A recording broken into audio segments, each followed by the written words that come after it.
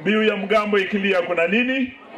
Riri ithurano itanyitwo gutafanio matura-ini matiganite guku bururi-ini. Kaunti ya Nyamira ya kuingira ithabu-ini iria gucokera ithurano thutha wa bunge ya kaunti ino kuhagura gavana wao Amos Nyaribo.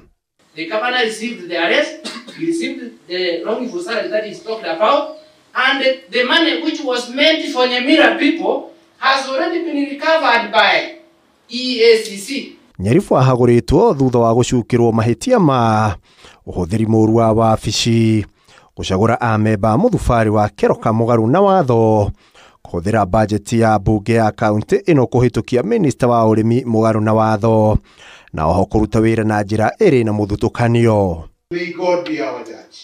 Gavana uyu akigeria gwitetera kuhitukira wakiri wake bunge-ini atongoretio ni wakiri Obuira Temo mbere ya MCA aya 23 macuke miti na kumuikia nja. None of this has been substantial. It must be serious. None of these are serious. It must be weighty. They are hanging in the air. They are not weighty. They cannot stand for themselves.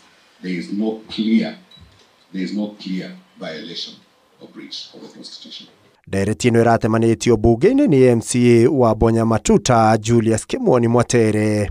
Riu maitho mothe merekeirio bunge-ini ya Senate kuona kana ni ekuhonokio ciarera kuma ithano-ini riri.